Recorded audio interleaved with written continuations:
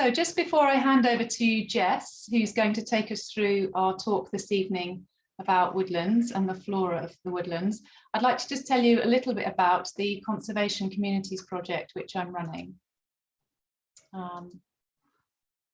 So if you can see on the screen there, you should be able to see some information about the project. So we're rather a long way from Scotland, but my project is focused on 11 parishes in Devon, based between the town of Hatherley and the town of Great Torrington. And this is a focus of the project because we don't have very many records of wildlife in these parishes, but we do know that there are lots of fantastic wildlife in these parishes, and we'd really like to know exactly what there is and where it is.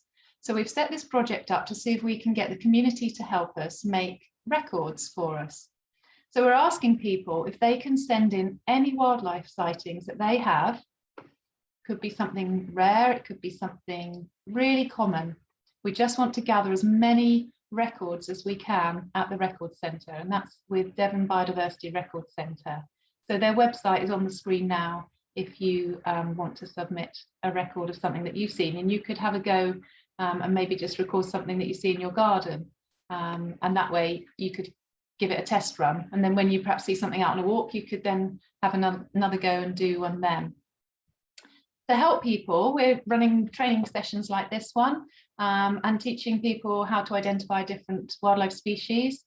But also within the project, we're quite keen to help people improve the biodiversity in their parishes that they live in. So we're offering help and advice, and we're encouraging people to share the skills that they've learnt among the people in their parish so that we can try and increase everyone's knowledge of the wildlife where they live. So if you want to get in touch with me, my email's on the screen there. And obviously I'll be sending you an email out with the recording of this talk tonight. So you'll be able to message me if you want to get in touch about the project. I should just say this project is funded by the Heritage Lottery, and it will run until December 2022. As part of the project, we've bought some trail cameras. So if anyone in the parishes that the project covers wants to borrow one of these cameras and set it up in their garden and see what's there when they're not there, then you can borrow one of these cameras from me. So do get in touch if you'd like to have a go at that. So I just wanted to say that it only takes a couple of minutes to put a record on to the Record Centre website. If you go to the DBRC website, you'll see the opening page with these orangey boxes down the side, and the third one down says Wildlife Records. And on there's a little link that takes you to a form, and the form has about 12 questions about who you are and where you've seen this wildlife species that you want to record, and just a few really straightforward questions. And we had a test run the other day, and it only took 3 minutes to make a record for a single species. If you've got a whole list of species, perhaps you've been making a bird list for your garden or for your local park or somewhere, then you can submit a whole list of species. And again, you can find the link to the spreadsheet to do that on that Wildlife Records website page. And then if you want to find anything else out about the project, because there's all sorts of elements to the project that you might like to learn a little bit more about, if you go to the Devon Wildlife Trust website, the Conservation Community Project is hosted by Devon Wildlife Trust, so the project pages all sit on that Devon Wildlife Trust website, and you can find out all about the past presentations that we've recorded and talks that we've done, and you can go back and watch any of those. There's a whole range of those now. There's information about how to submit a survey if you can't quite remember, and there's also information about how to hire the trail cameras. So basically anything you need to know about the project is based on that website. So hopefully tonight's talk will inspire you all to at least make one wildlife record. And if you live in Devon, we'd love to have your records, even if you're not in the 11 parishes that the project is focused on, because all records that you know about in Devon would be great. So I'm going to hand you over to Jess, and she's very kindly come this evening and offered to do a talk about woodland flora. So thank you, Jess.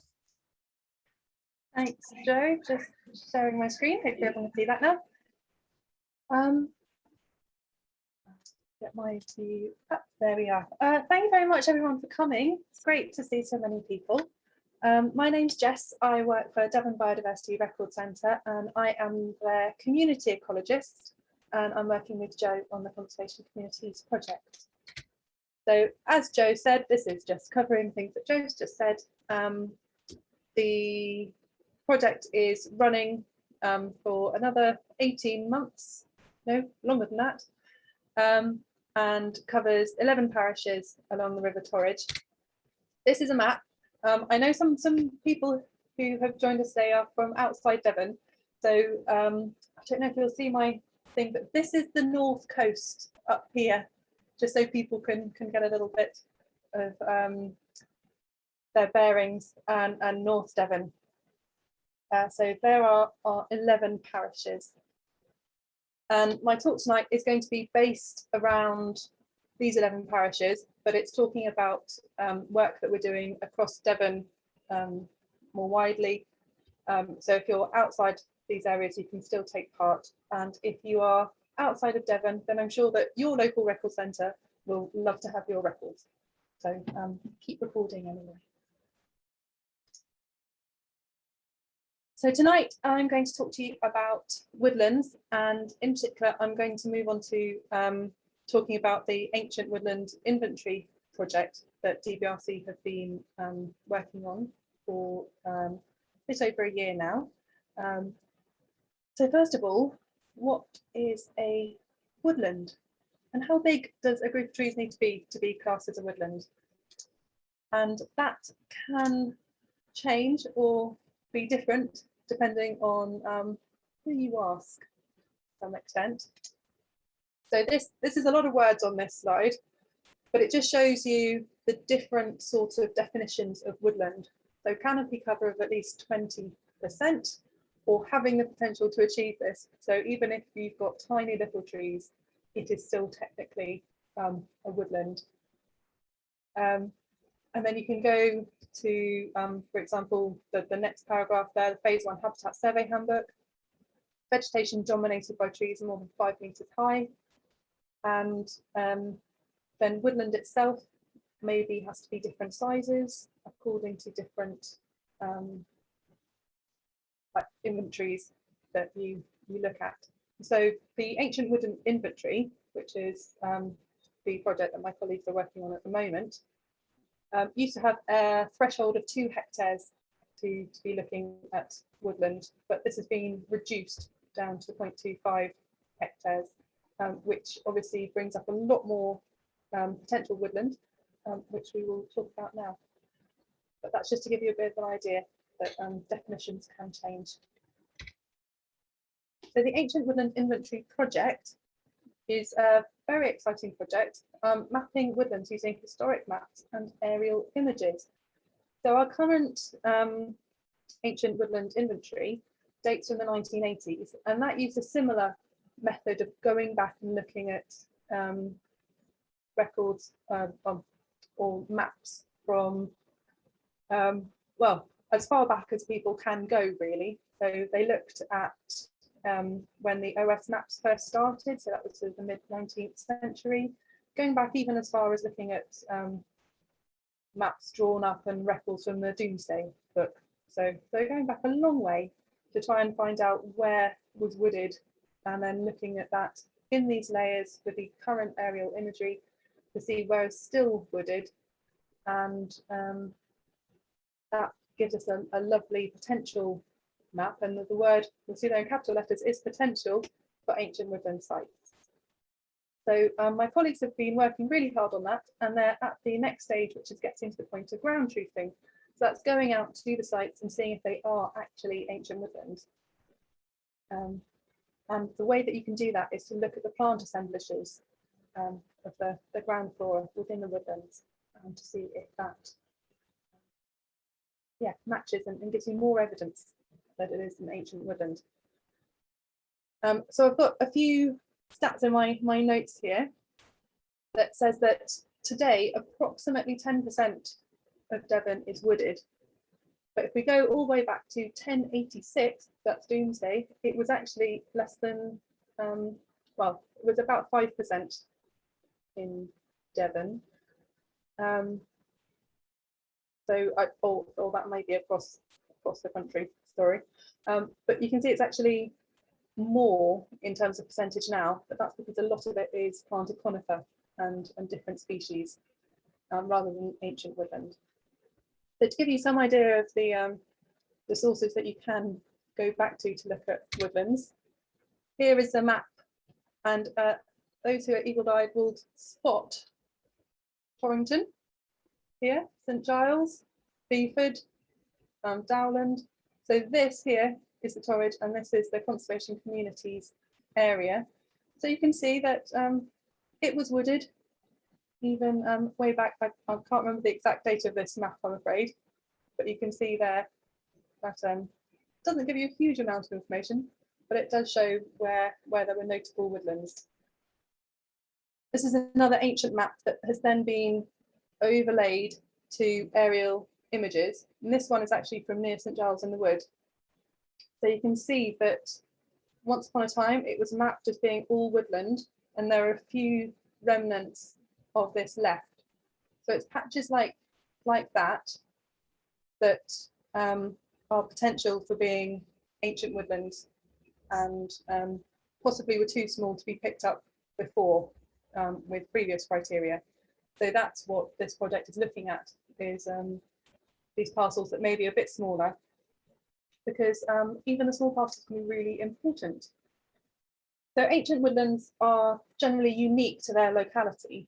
So if you get an ancient woodland in the conservation communities area, it's going to be very different from one if you go further east into Somerset or Dorset or somewhere, or even further east than that. They have a huge diversity of species, so not just plants, but also particularly invertebrates, lichens, things like that, that are really, one of the things that makes them special is they find it really difficult to recolonize. So once you lose the ancient woodland, you lose a lot of these species and they may never come back. They're also really good at carbon storage because they've been there for so long, and all that carbon just dropping onto the forest floor and staying there.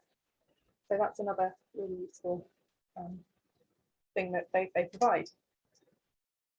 So definitions of ancient woodland. So not just woodlands, but ancient woodland is wood that has been continuously covered since 1600. So includes replanted ancient woodland. So that's ancient woodland that has been bolstered, or it's the land that may only have a few trees on it, but it's still ancient woodland in the ground flora. They may support remnants of wildwood. So this wildwood is a term that is used for woodland that we're not entirely sure about. So we're talking when the Ice Age retreated, so that's about 12,000 years ago, the land started to recolonize with plants and woodlands started. But really, a few thousand years ago, when people started to colonize Britain, that is, as soon as people came, they started to change the woodlands, using them as resources and managing them. So knowing what was there that long ago is quite difficult. Exactly. So all primary woodland is ancient, but ancient woodland sites, so that's the sites that had ancient woodland on them, may also support secondary woodland. So that's land that maybe wasn't necessarily woodland that's been planted. So you can get a sort of a mixture and a mosaic that makes up these ancient woodlands and secondary woodland within it, and plantations. So the Ancient Woodland Inventory was started to provide more detail of these sites and hopefully provide a tool for their conservation. So ground truthing, as I mentioned, that's going and looking at woodland indicator plants and seeing if this patch of woodland that you've only seen from a desk using your aerial images and your ancient maps, whether it is actually what you think it is. So one way is to look at these ancient woodland indicator species. Well, in Devon, there's about 90. So you get different different lists for different places in the country, because obviously they're all slightly different according to the geography. And some of those species you can find all over the place. You'll find them in new woodlands, you'll find them in hedgerows. So just finding one or two doesn't really mean very much, but finding a group of them, or a few of them, if you can tick them off the list, does then start to add up that evidence and tell you something. So for people in the conservation communities area or in Devon more widely, you can actually help us with this by visiting woodlands and looking at the ancient woodland indicators. You don't need to know all 90. We have made a short list because the 90 species include some really rare ones and things that are quite difficult. So we wanted to make it a little bit easier for you. So I'm going to go through a few species in a bit that maybe you could have a look at. And if you send us in your records, that will help us to understand where the ancient woodland is. So as Joe said, there's a handout that I will show you at the end of the talk, and Joe will email around next week along with the link for the recording, which has a not very detailed map of potential sites. And again, I'm highlighting that potential because they haven't had the ground truthing yet within the conservation communities area. So when you get this, I've just got to say this now, but please only visit those that are accessible per public footpath. Don't stray off the footpath into private land. Please respect that. And it's also got a list of this, the short list, which is 25 species long. And we'll also send you the recording form, which is the one that you can download off our website to submit your records. And by doing that, you can really help to contribute to the research and hopefully for the conservation of ancient woodland sites. This slide basically says everything I've already said before. So ancient woodland indicators, vascular plants. So a single species is not diagnostic. You need more than that. Skip that one. And we'll head to our shortlist. Here we go. This is the list that I've put on the handout. Well, I've put a few little notes on there as well. The ones that are very pale green on my screen are ones that I'm going to go through tonight. Obviously, with 25 species, we don't have time to go through all of them. So when you go out, I would recommend that you go out with a plant book or with an app if you've got one that you use and that you trust, but never take the first thing it tells you your plant is without checking. The apps are really great, but you do need to double check them sometimes. So let's move on to our first species, and it is bluebells. Everybody loves bluebells. But we have two sorts in the UK. We have our native bluebell, which is this one, and in the middle, and we have the Spanish bluebells. Native bluebells are an indicator of ancient woodland. Spanish bluebells are more of an indicator of someone's garden. This is actually in my mum's front garden here. So how to tell the difference? Because they do look quite similar at a glance. So our native bluebells, I've got a list of this on the next slide, by the way. I'm going to just go through it while I've got the big pictures up. So native bluebells have really narrow leaves. So they're often only about 1 centimetre wide, 1.5, maybe half an inch. And they've got deep blue petals. So that really kind of nice indigo-y colour. And if you see here, the petals are really curled back on themselves. Each one really curled back. And the flowers also on these thin stems kind of drooping round, they all come off one side of the stem, or they sort of dangle there. And our native bluebells have a really sort of sweet smell, not always very strong, but you can smell the scent. Whereas our Spanish bluebells have much wider leaves, so often can be sort of 3 centimetres, so double or more from our narrow native species. Paler blue, you can get white ones, pinkish ones as well. And the flowers, you'll see they do splay out, but not nearly as much held back on themselves as the native ones. That's the one. And if you look as well, they're sort of going out on all directions of the stem, and the stem is quite upright rather than sort of drooping slightly. And Spanish bluebells also have almost no scent.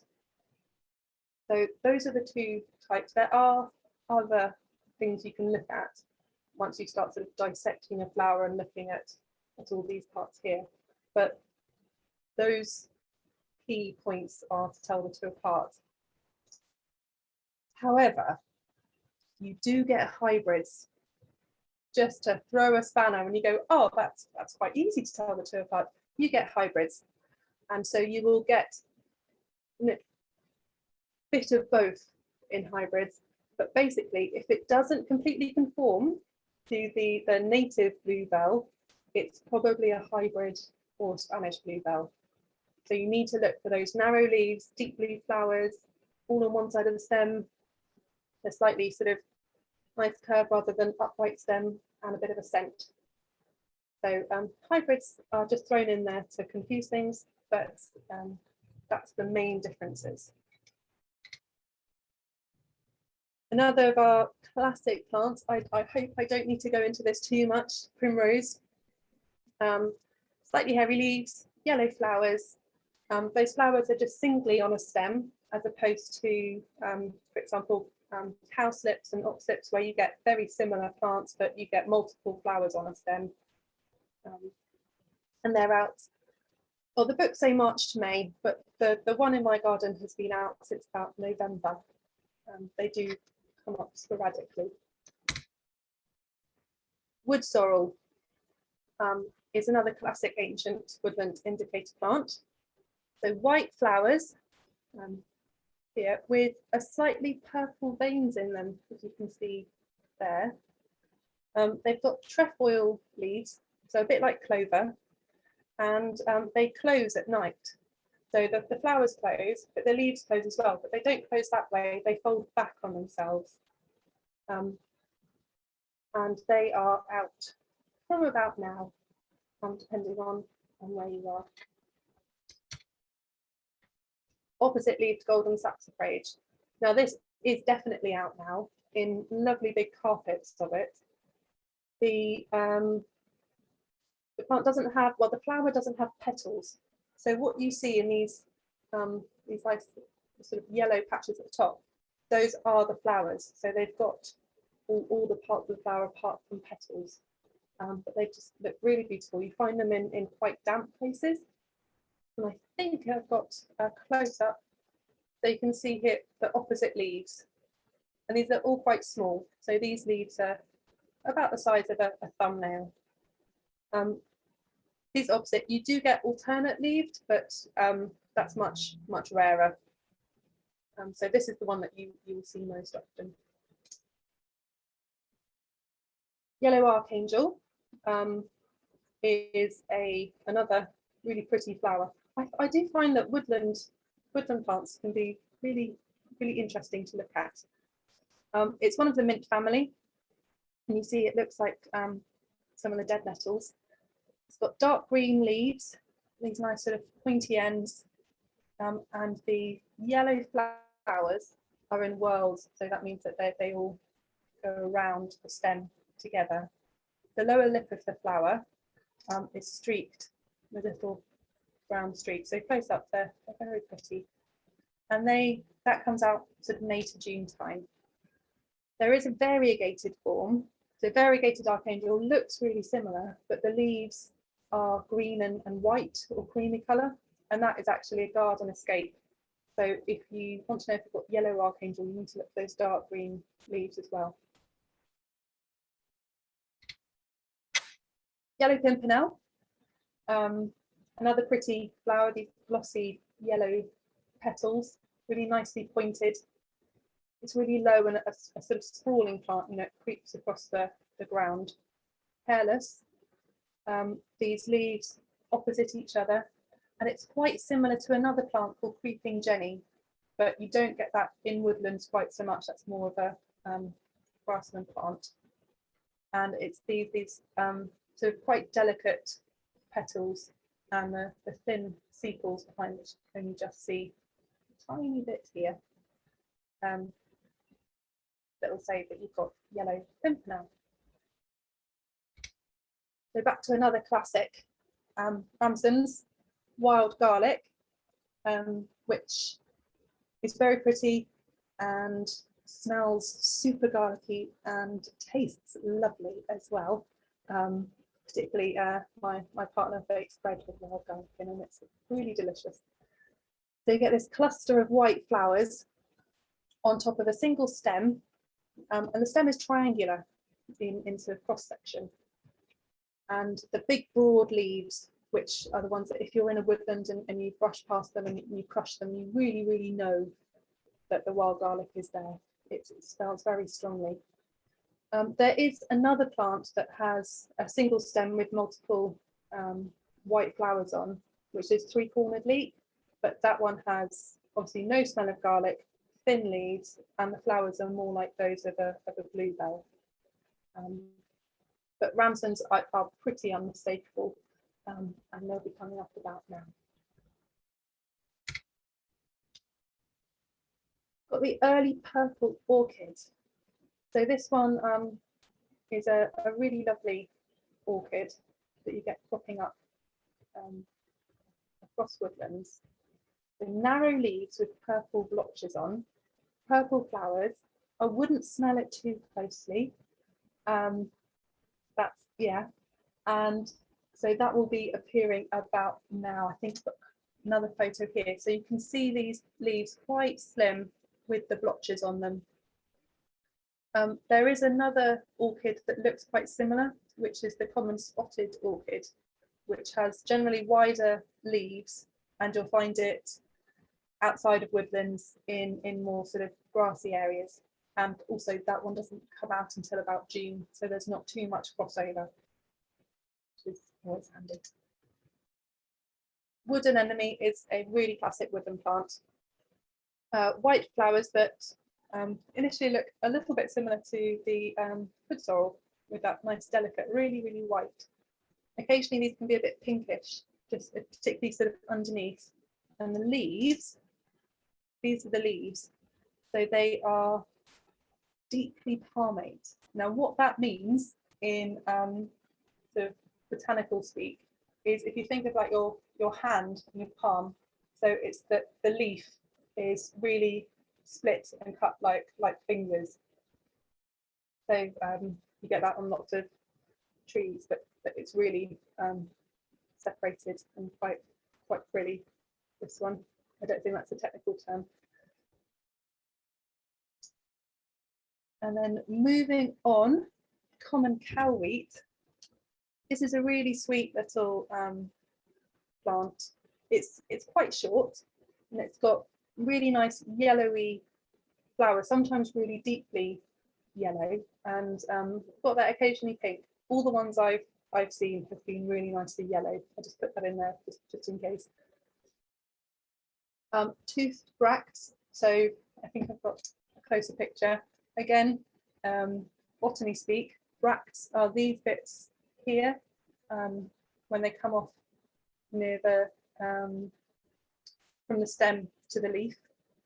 So tooth, so basically quite spiky, but not actually like spiky hard.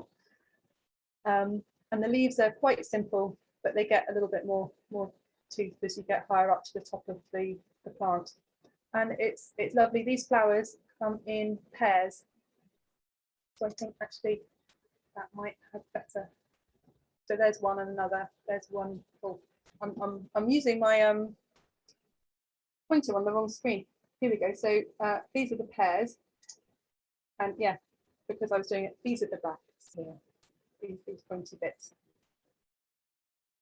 But you get that it's quite low, so it's going to be about ankle height. and early dog violet,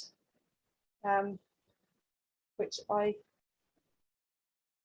think may be actually my last species. So you get quite a few violets that come out in spring, and they're quite similar. So early dog violet has got quite pale leaves.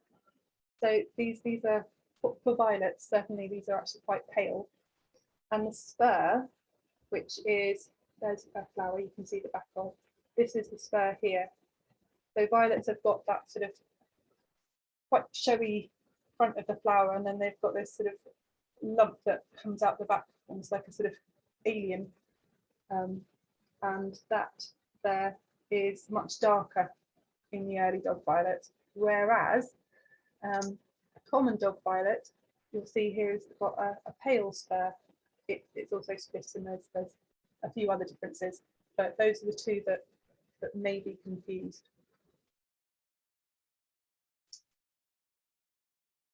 So that was quite a quick run through of various species. But we've got some notes on the handout, and obviously this will be recorded, so if you want to listen to me going through them again, you can. The list that we'll send out is very much a short list, and you are obviously very, very welcome to add anything else that's on there. The short list, we took out the trees and grasses and ferns and sedges, but it may be that you recognise some of those. So obviously, please do add those as well to your records, and send in your records with the Excel spreadsheet that Jo will send round. And we would also very much welcome your photos. So speaking to my colleagues who are running this project, as well as having photos of plants and close up, photos that they find really useful is, I've said take them from about 1.5 meters away. For me, that's basically like holding my phone out and pointing it at the ground.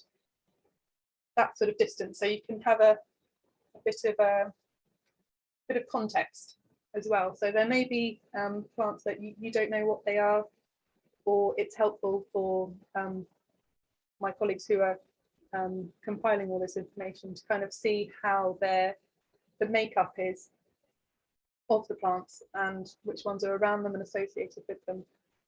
But please do make sure that your photos are labelled.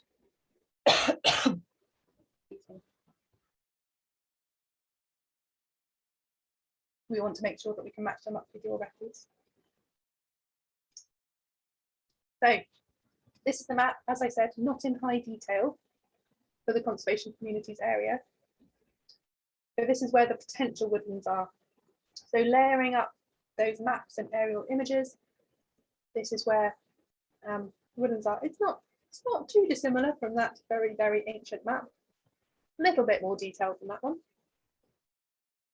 So this might give you a bit of an idea of where you could go if you want to particularly go and record them and contribute to this project. Please, it doesn't mean that you can go to all of these, because a lot of this is on private land.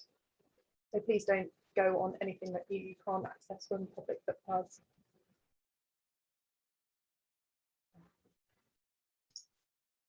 And if you would like to know more, I put Adam's email on the handout, but he is my colleague who is sort of working on this project as his project that he's doing all the work on.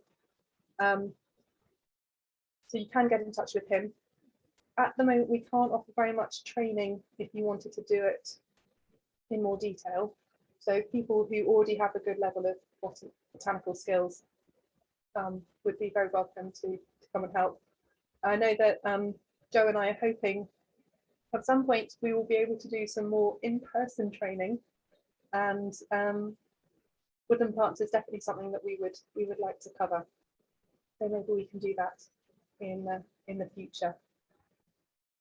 So I'm just going to summarise, because I think my next slide is the last one.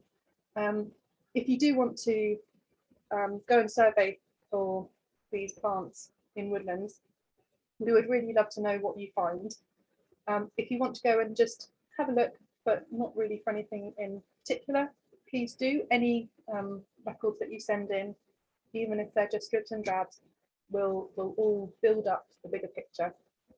And that's if you're in the conservation communities area, or if you're outside in wider Devon. And if you are beyond Devon, then go and have a look and send them to your record centre. I'm sure they will love them. So thank you very, very much. I hope I haven't run through that too quickly, but I think Jo may have some questions. Thanks, Jess. Oh, it's lovely seeing all those pictures, isn't it? And reminding yourself of what they all are, because it's just the right time of year now, isn't it? All the wood anemones are out and the bluebells are just coming, so it's fantastic. This is the perfect time of year to go and look at woodlands. Yeah, it is, and it's lovely to see all those. Right, let's have a look at some questions. Okay, so let's see what people. Oh wow, I've got someone from Manchester listening in today. So could you just say again about, did you say there was more woodland today than there is in the past? Could you clarify that? It depends on how far back you go in the past. So if you go back, I think it's about 5,000 years, we're looking at about 85% cover. I think that might be nationally rather than just Devon. And then obviously as people started to use it, it decreased and clearing for agriculture over time. It then dropped down. So back in, I think it's around the Doomsday time, that our actual woodlands as a whole was smaller than we've had now, but it's a different sort of woodland. So back then it all pretty much would have been that ancient woodland, whereas now a lot of it is conifer plantations and secondary woodland. So it's a different, although the numbers suggest that we've got more, it's probably a lot less diverse. Yeah, that makes sense, doesn't it? Yeah. We've got a question here about woodlands that are along riversides, river edges, and would they be considered ancient as they've probably been left undisturbed? Yeah, so that's as you saw in the map right at the end of the talk there, that a lot of the woodland that you see, that's in our project area, that's the River Torridge in the middle, and a lot of that is going through some of the valleys and along the River Torridge itself. You do get that, and I think that is part of the Ancient Woodland Inventory project at the moment, is that previously only larger areas were mapped, whereas now they're looking at smaller parcels of woodland. So that might include those sort of more kind of narrow strips that you get along river edges. So hopefully we'll be able to pick those up as well and be able to include them as ancient woodland. We've got an interesting question here about dog's mercury. We've got someone with some woodland in the Black Downs, and they've got adjoining woodland area of native bluebells and ramsoms, etc. And they've noticed that dog mercury is taking over in sections of it. And should they be looking to reduce the dog mercury, pull it out, that sort of thing?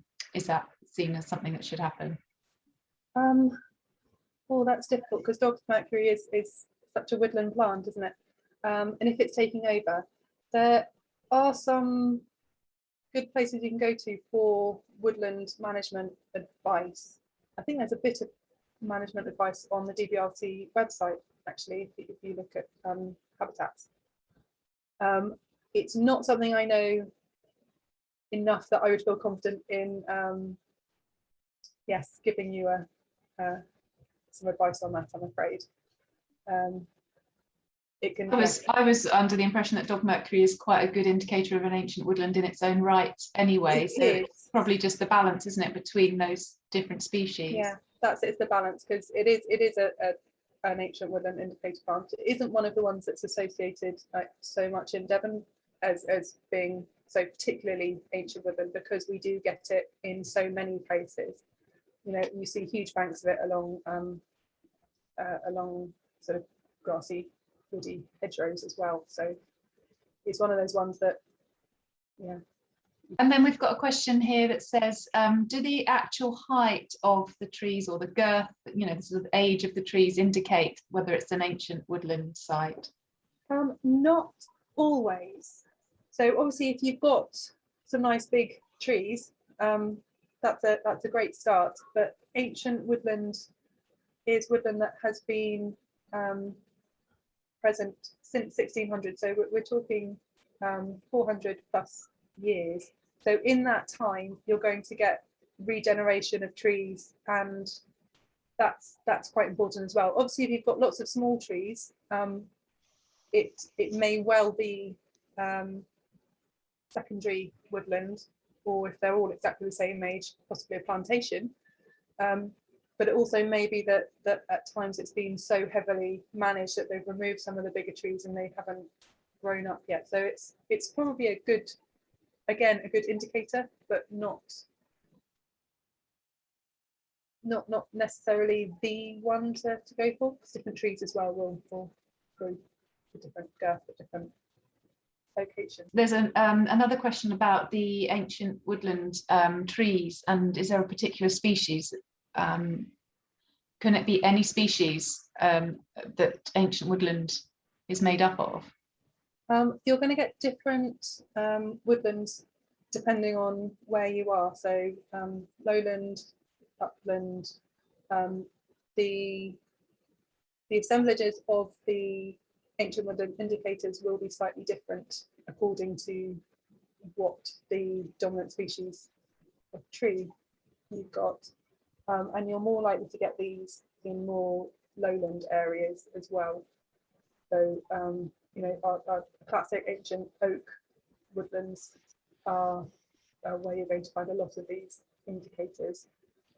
But some of them, once you get out from these plants that we've put with the sort of the nice flowers on, and you get into the rushes and sort of sedges and grasses and things as well, you'll get slightly different groups, and ferns too. So you're not necessarily going to get all of these plants in every woodland. So yeah, you'll get different woodlands. So different mature trees would still have ancient woodland status. So it's ancient woodland are those woodlands who have been in situ and not very much changed for hundreds of years. So you're going to get those in different places. Brilliant. So someone's asking a question here about woodland management. So they've got a small woodland with lots of the indicators that we've talked about. They've also got a patch of conifers, which they call an ecological desert.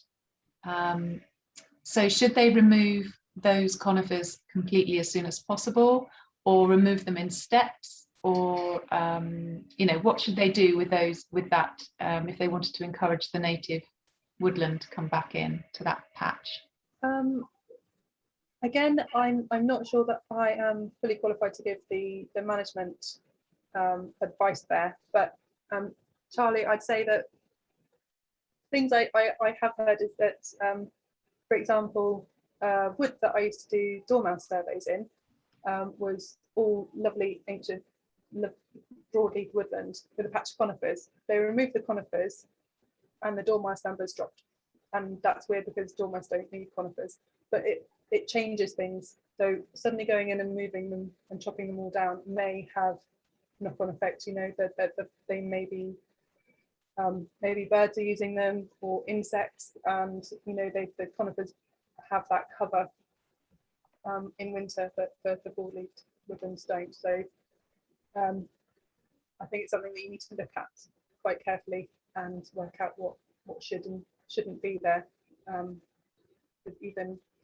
Even conifers have their use, even if they seem like they're not in quite the right place. Thank you, everyone, and thank you for coming along this evening.